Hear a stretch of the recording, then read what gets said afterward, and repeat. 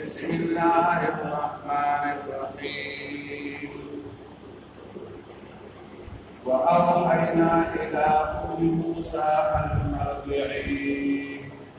فإذا خفت عليه فألقيه في اليم ولا تخافي ولا تحزني إنا رادوه إليه وجاعلوه من المرسلين فالتقطه آل فرعون ليكون لهم عدوا وقتلا إن فرعون وهامان وجنودهما كانوا خاطئين وقالت امرأة فرعون قرة عين لي ولد ولا تقتلوه عسى أن ينفعنا أو نتخذه ولدا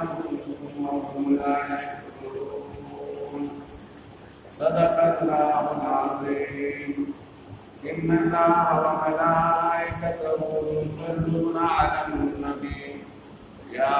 أيها الذين آمنوا صلوا عليه وسلموا تسليما اللهم صل على سيدنا محمد النبي الأمي وعلى آله وعترته بعدد كل معلوم لك اللهم صل على سيدنا محمد النبي الأمي وعلى آله وعترته بعدد كل معلوم لك غير معذب مؤمنان مسلمان وكيدوه الحمد لله أن تبارك وتعالى مغلطا سلطة والقرطة اجتماعي مبارك وورد اقبل كلام ودين لها ويقول الفكرة كرده لا لك الله رب العزة مغلطا سلطة الإحسان محترم المؤمنان مسلمان الله تبارك وتعالى جشاك الخير إرادوه مدرین کو یا ورته نصیب کړي او دین طرف ته د هغې میدان پیدا کړي موږ او تاسو الحمدلله الله تبارک وتعالی زموږ او تاسو میدان هغه دین طرف ته پیدا کړی دی کلام عظیم طرف ته پیدا کړی دی او بیا یې موږ او تاسو ته توفیق نصیب کړی دی او خپل کور کې راوړو دا د الله رب العزت کرم او مهرباني ده د هر یو عمل یو شکرانه او د مجلس او د قرآن د اورېدو آداب او شکرانه دا ده چې موږ تاسو د زړه لوښي هغې ته خالي وو او هغه د زړه په غوږونو باندې او کهور باندې واورو څومره چې موږ او تاسو په عاجزۍ سره اورېدل کوو څنګه چې موږ او تاسو د زړه په غوږو باندې اورېدل کوو الله تبارک وتعالى بزمونږ او ستاسو په زړه کې د کلام رڼا او د هغې پوهه چې کوم دی دا به پیدا کوي که موږ او تاسو هغې سره بې توجهي کوو نو هغه به نور نقصان پیدا کوي او که بیا موږ او تاسو هغې سره تکبر کوو زما محترم وروڼو که موږ او تاسو یو خبره اورېدلي اوس موږ او تاسو ته الله رب العزت پرې اجر راکوي او بار بار چې کوم دی نو موږ او تاسو د دین خبره اورو او په هغې باندې چې کوم دی نو ګویا عاجزۍ سره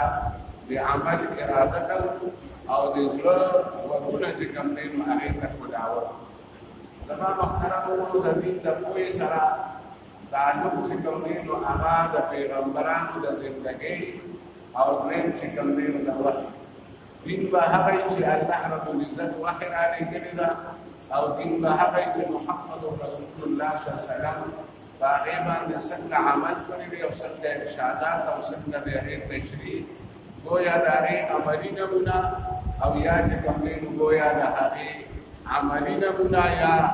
د وینا مطابق چې کوم دی نو د هغې وضاحت کړي دا به دیني د دې وجې نه لا اله الا الله محمد رسول الله دا د هغې اجنډا او دعوه ده چې لا اله الا الله بل معبود نشته د بل چا د خبرې څه حیثیت نشته د بل چا د عبادت څخه حیثیت نشته، د بل چا د عظمت څخه حیثیت نشته، د بل چا چې کوم دی نو گویا د محتاجۍ څخه حیثیت نشته. الله رب العزت چې کوم دی نو معبود برحق دی او بل څوک معبود نشته. زمونږ او ستاسو لاره کومه ده؟ امام زمونږ او ستاسو څوک دی؟ محمد رسول الله صلی الله علیه وسلم دی. دغه شان د مخکې د رسول الله صلی الله علیه وسلم نه د نورو پیغمبرانو کلمه چې ولکه موسی کلیم الله، عیسی روح الله او دغه شان ابراهیم خلیل الله، د هغې کلمه هم لا اله الا الله او د هغې وخت د پیغمبر د هغې ذکر چې کوم دی نو هغې سره موجود دی. الله رب العزت زمونږ او تاسو چې رسول الله رب العزت سره چې زمونږ او تاسو تعلق جوړېږي، الله رب العزت سره چې زمونږ او تاسو نسبت برابرېږي، زما محترم ورونو د هغې منځ کې واسطه او نیت چې کوم دی نو هغه پیغمبر او هغې پسې موږ او تاسو به روان یو. د هغه په زندګۍ باندې مذاق پوهېدو، د هغه نمونه او قدم په نقش قدم باندې به موږ او تاسو روان یو. د نورو خلکو طریقې هغه زموږ او ستاسو لپاره چې کوم دی نو هغه که چېرې د پیغمبر د وضاحت لپاره وي، د پوهې لپاره وي، نو د هغې مثال د امام او یا د استاد دی او موږ او تاسو چې کوم دی نو په هغې دین پوهه کوي چې کوم الله رب العزت را لېږلی دی او محمد رسول الله صلی الله علیه و آله وسلم د هغې اصول موږ او تاسو ته ښیي یا د هغې نه استنباط او مسله موږ تاسو ته ښیي. لکه امام ابو حنیفه رحمت الله علیه، امام بخاري رحمت الله علیه دې لپاره چې هغه دا ذخیره راجمع کړې ده او موږ او تاسو ته یو ډېر لوی امانت پرېښودلی دی. گویا قال الله قال الرسول دا دوه خبرې چې کوم دی نو دا نمونه ده. نه زمونږ او ستاسو لپاره یو سړی نمونه دی او د بل سړی نمونه او نه د بلې نمونې ضرورت شته. اکثر موږ او تاسو چې د چا نه متاثره یو نو زموږ ذهن کې دا چې د پسې وځو دا په حقیقت کې محمد رسول الله صلی الله علیه وسلم پسې تللي د هغې چې کوم دی نو نمونې ته حاجت نشته. نمونه خدای پاک یو را لېږلې ده چې محمد رسول الله صلی الله علیه وسلم دی، بل یو سړی نمونه نه ده. بل سړی یا استاد دی او یا امام دی. نو استاد مطلب دا دی چې تا په هغه ټکي باندې د هغې په وضاحت باندې د هغې سره متعلق چې کوم دی نو هغه تا ته پوهه درکوي او تا ته درس درکوي. بس د دې دا حیثیت د هېڅ چا نشته چې هغه نمونه وي، ځکه چې یو سړی هغه کمپلیټ نشته، کمپلیټ کامل او اکمل یو محمد رسول الله صلی الله علیه وسلم دی. یو سړی د ګناه نه بچ نه دی، صحابه د ګناه نه بچ نه دي او دغه شان چې کوم دی نو گویا اولیاء علما استادان دا د ګناه نه بچ نه دي. دا به خامخا ګناه کې چې کوم دی نو ورځي. البته دومره ده چې صحابه ته الله رب العزت سرټیفیکیټ ورکړی دی او خدای پاک رضی الله عنهم ورضوا عنه او مغفورا لهم دي. یعنی صحابه چې کوم دی نو هغه معصوم نه دي خو مغفور دي، یعنی د هغې نه به ګناه شوي خو هغه الله رب العزت بخښلي دي. د دې وجې نه بل چا ته اجازت نشته چې هغې پسې پیلي ولي. نو د دې حیثیت د نورو خلکو حیثیت هغه د رهنما دی، د نورو خلکو حیثیت د استاد دی، د امام دی، او د نورو خلکو حیثیت د معصوم او د پیغمبر نشي کېدی. نمونه چې کوم دی نو هغه یوازې محمد رسول الله صلی الله علیه وسلم دی. د هغه په شان پټکې به موږ او تاسو وکړو، د هغه په شان جامې به موږ او تاسو، د هغه په شان پیره به موږ او تاسو پرېږدو، د هغه په شان مونځ به موږ او تاسو کوو، د هغه په شان حج به موږ او تاسو کوو، د هغه په شان روټۍ به موږ او تاسو خورو، د هغه په شان ملاسته به موږ او تاسو کوو، د هغه په شان ګرځېدل به موږ او تاسو کوو، د هغه په شان معاملات به موږ او تاسو کوو، د هغه په شان چې کوم دی نو گویا اخلاق او رویه چې کوم دی نو دا به ساتو. د هغې په احکاماتو په نقش قدم باندې به موږ او تاسو کوو. د دې وجې نه د پیغمبر په خبره باندې، د هغې په حالاتو باندې، د هغې په زمانه باندې د پیغمبر چې کوم عملو او د نور خلقو چې کوم رد عملو ما د هغې ذکر تاسو ته د قرآن نه شروع کړی زما محترمو دې دپاره چې موږ او تاسو ته د ټولو پیغمبرانو زندګي دا چې کوم دی نو نقشې په طور واضحه شي او دا ټول صراط مستقیم دی د آدم علیه السلام نه واخلي تر محمد رسول الله صلی الله علیه وسلم پورې هر یو پیغمبر زندگی د هر یو پیغمبر سوچ د هر یو پیغمبر نظریه د هر یو پیغمبر تعلیمات دا زمونږ او ستاسو لپاره چې کوم دی نو دا صراط مستقیم هر هغه موړ پکې راغلی موسی علیه السلام په یو حیثیت دی هغه زمونږ ستاسو لپاره نمونه ده یوسف علیه السلام په بل حیثیت دی هغه زمونږ او ستاسو لپاره نمونه ده سلیمان علیه السلام په بل حیثیت دی هغه ځای کې زمونږ او ستاسو لپاره نمونه او محمد رسول الله صلی الله علیه وسلم بیا په دې ټولو حیثیتونو د یتیم یسیر په حیثیت هم شته د فقیر مسکین په حیثیت هم شته د ګاونډي او د زوی په حیثیت هم شته د پلار او د خاوند په حیثیت هم شته د جرنیل په حیثیت هم شته د بادشاه په حیثیت هم شته او د قاضي په حیثیت باندې هم شته او د ښه اخلاق او د استاد په حیثیت باندې هم شته د دې وجه کامله زندگی اليوم اکملت لكم دینکم واتممت علیکم نعمتي ورضیت لكم الاسلام دینا الله رب العزت مخکې په نورو آیاتونو کې ما تاسو ته مخکې ذکر کړی یو یهودي عالم راغی حضرت عمر رضی الله تعالی عنہ امیر المؤمنین هغه ته وایي امیر المؤمنین زه پلان کیم او یهودي عالم ورته وایي ښه ته چې کوم دی نو ورته وایي ستاسو په دې قرآن کې یو آیت داسې دی هغه زمون په تورات کې وی نو په هغه ورځ باندې جشن مناوه چې په کومه ورځ باندې راغلی دی هغه ورته وایي دا کوم آیت دی چې ستاسو په تورات کې نشته او زمون په قرآن کې شته هغه ورته وایي هغه دا آیت دی چې اليوم اکملت لكم دینکم واتممت علیکم نعمتي یو آسمانی کتاب کې خدای پاک دا نه ویلي چې ما دین مکمل کړ یو آسمانی صحیفه کې خدای پاک دا نه ویلي چې دا مکمل شو اوس نور ضرورت نشته اليوم اکملت لكم دینکم ستاسو دین ما مکمل کړ او نعمت مې په تاسو باندې خپل تمام کړو هغه ورته وایي یاره ته خو ډېر بېوقوفې په دغه ورځ باندې زموږ دوه اخترئ یو د جمعې ورځ وه او یو د عرفې ورځ وه هر کال عرفه مونږ تاسو جشن دی او یو چې کوم دی نو د جمعې مبارکې ورځ هم چې کوم دی نو د اختر ورځ ده گویا د جشن ورځ ده او جشن زموږ او ستاسو په نیزه د هغې خد و خال او نقشه هغه جدا ده او د کافرانو جشن دا جدا دی موږ او تاسو چې په کوم څیز باندې د خدای شکر ګزاري اختیارو جومات ته ځو په هغې ورځ باندې لمونځ کوو په هغې ورځ باندې درود شریف وایو په هغې ورځ باندې ذکر کوو دا زموږ او ستاسو لپاره چې کوم دی نو اختر دی او د دې لپاره چې کوم دی نو په دغه ورځ دوه اختره وي هغه ورته وایي او ګویا هغه ته وایي چې ته به په اختر پوهېږې چې په دې ورځ اختر پکار دی ته به په جشن پوهېږې چې په دې ورځ جشن پکار دی الله رب العزت په دې نه پوهېږي چې په هغه ورځ یو اختر نه یو جشن نه او دوه چې کوم دی نو اخترونه او جشنونه چې کوم دی نو دا په هغې ورځ باندې نازل شوي دي نو لهذا ما خبره کوله چې دا پیغمبر چې کوم دی دا زمونږ او ستاسو لپاره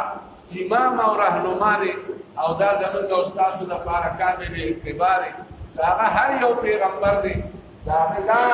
هغه سوچ هغه چې کوم دی نو هغه څه دی هغه زمونږ او ستاسو لپاره صراط مستقیم دی ما ذکر کړی چې حضرت موسی علیه السلام څنګه مصر کې چې کوم دی د فرعون په حکومت کې پیدا شوی او فرعون او مصر ته کله چې کوم دی یهودیان تللي د یوسف علیه السلام په زمانه کې د یعقوب علیه السلام په زمانه کې دغه زمانه کې بني اسرائیل چې کوم دی نو هغه مصر ته تللي او چې په کومو وجوهاتو تللي هغه ما تاسو ته چې کوم دی نو مخکې ذکر کړی دی خو د دې وجې نه حضرت موسی علیه السلام په زمانه کې بني اسرائیل چې کوم دینو دی هغه نه فرعون یریده او فرعون چې کوم دی هغه خلق ډیر زیات غلامان ګرځولي او د مخکنم چې کوم دینو گویا د هغې صورت حال کنو د یوسف علیه السلام زمانه د هغې لپاره چې کوم دینو عهد زرینو د هغې لپاره ښکلې زمانه وه د موسی علیه السلام زمانه په دغه وخت کې مشکلات چې وو هغه بني اسرائیلو ته د بادشاه په شکل کې متوجه شوي د معیشت په شکل کې متوجه شوي د سیاست په شکل کې چې کوم دینو متوجه شوي لہذا موسی علیہ السلام چې کوم دی د هغه د پیدا کېدو نه مخکې فرعون خوب ولیده او د خوب ذکر مورخینو هم کړی دی تورات هم کړی دی چې دغه شان خوب ولیده چې ستا او کاهنانو د دربار نجومیانو د دربار بادشاهانو به د کفر بادشاهان اوس هم جادوګران ساتي د هغې ټیمې جوړ کړي نجومیان ساتي او دغه شان کاهنان چې کوم دی نو هغه ساتي او هغې ته تنخوا ورکوي او د فرعون په زمانه کې خو د کاهنانو راج و د دې وجې نه کاهنانو ته یې وویل چې ما داسې خوب لیدلی دی هغې ورته ویل ستا د خوب تعبیر دا دی چې بني اسرائیلو کې به یو معشوق پیدا کېږي او ستا حکومت چې کوم دی نو د هغې نه به ختمېږي ستا حکومت په هغه به چې کوم دی نو تا ذلت سره مخامخ کوي او ستا حکومت او راج دا به چې کوم دی نو دا به ختمېږي د دې وجې نه هغه حکم وکړو او ویې ویل چې کوم ځای معشوق پیدا کېږي نو هغه قتلوئ بني اسرائیل چې معشوق پیدا کوي هغه قتلوئ او چې معشوقه پیدا کېږي نو هغه جنګ پرېږدئ قرآن کې د هغې ذکر په تفصیل سره شته درس کې موږ تاسو ته ویلي د دې وجې نه ورته وایي چې ماشومان دا قتل کوي او ماشومان یې پرېږدئ خو به هر حال بیا هم د کاهنانو یو همدردي چې کوم دی الله رب العزت په ذهن کې واچوله خو بیا یې هم ډېر ماشومان قتل څوک څومره یادوي څوک څومره یادوي څوک یادوي چې 80,000 ماشومان چې په دغه کال کې کوم پیدا شوي هغې کې الا ماشاءالله څه بد شوي نو هغه به بد شوي نور ټول چې کوم دی نو هغه قتل شوي حضرت موسی علیه السلام او هغې بادشاه راوغوښتل په بار بار هغې ته به هدایات بیانول چې تاسو چې کوم دی نو تفتیش شروع دی که نه دی شروع ماشومان حلالوئ که نه حلالوئ هغې به ورته ویې اوجي خو زمونږ ښځې او د بني اسرائیلو ښځو کې دا فرق دی چې هغې دایانې او هسپتال کې بچي نه راوړي هغې چې کوم دی نو په پټي کې او ګډې سرنګه بوتلي او بچي راوړي په صحرا کې نو موږ د بعضو نه خبر نه یو بعضې بچي به پاتې شوي حضرت موسی علیه السلام پیدا شوی او 3 میاشتې مور سره او پټې ګرځو حضرت موسی علیه السلام 3 میاشتو پورې مور سره او پټې سنبال کړی چې چا ته پته ونه لګي خو بیا د دې خبرې نه یارېده دا وسواس په هر وخت ورسره چې هسې نه دا موسی علیه السلام چې کوم دی دا د خلکو ته پته ولګي بلکې هغه ته فرعونیانو ته او دا قتل نه کړي لہذا فرعون چې کوم دی که هغه خبر شه موسی علیه السلام به قتلی ډېره پریشانه د موسی علیه السلام مور شوه الله رب العزت چې کوم دی نو هغې ته الهام وکړ او زړه کې ورته دا خبره واچوله چې که ته موسی علیه السلام ځان سره ساتې نو تا سره به هېڅوک ورته څه نشي ویلی او که ته په ده باندې یریږي نو بیا ته چې کوم دی نو دنه یو صندوق جوړ کړه او صندوق چې کوم دی نو هغه په دریاب کې وروغورځوه صندوق جوړ کړه او دې پکې سملوه او دریاب کې صندوق چې کوم دی نو وروغورځوه او بیا حضرت موسی علیه السلام مور چې هغې ډېر ټینشن واخیسته پریشانه شوه د موسی علیه السلام باره کې نو بیا وله صندوق جوړ کړ او دریاب کې پرېښود او مشره خور د موسی علیه السلام هغې ته وایي چې دې صندوق پسې رستو رستو ځه او دا ماشوم چې چا اوچت کړ نو بیا به ما ته د هغې اطلاع راکړې دې پسې د جاسوسۍ لپاره الله رب العزت کلام عظیم چې کوم دی هغه داسې په عجیبه انداز سره د هغې اشارات او کنایاتو ته چې سوچ وکړې نو د مور همدردي د مور هغه محبت به تا ته معلوم شي چې خور یې ورپسې کړې ده چې دا صندوق صحیح کوه اسودک چې کوم دی هغه د فرعون محل ته اړام شو او څوک وایي چې فرعون د دریاب نه کوم نیر جدا کړی ځان طرف ته بوتلی هغې کې بیا شو بیا دننه هغه کره چې کوم دی نو هغه دیوال ته اړام دی ولاړ دی د فرعون لور تورات وایي چې د فرعون لور چې کوم دی نو دا صندوق وموند او د فرعون ښځې هغه چې کوم دی نو ډېر اوچت کړ او فرعون ورته وایي چې هسې نه دا چې کوم دی زمونږ دپاره مصیبت وګرځي هغه ورته وایي نه دته به دا پته هم نه لګي چې زه څوک یم دته به دا پته هم نه لګي چې زه څوک یم دته به موږ خپل د زوی په ځای به چې کوم دی نو تربیت وکړو او زما لپاره او ستا لپاره به د سترګو یخوالي شي ځکه چې د دې اولاد نارینه اولاد د فرعون نه او دا هغه فرعون دی منفتا ابن رغمسیس ابن منفتا دا چې کوم دی نو د هغه فرعون زوی دی او یا یې وسیل کوم چې د یوسف علیه السلام په زمانه کې فرعون لہذا دغه وخت کې دا 12 سرونه دا کتابونو لیکلي دي چې دا شپږو لکو او شپږنیمو لکو آبادۍ ته د بني اسرائیلو آبادي رسېدلې وه ډېر زیات شوي برکت پکې پیدا شوي آبادي زیاتېدل څه بده خبره ډېره نه ده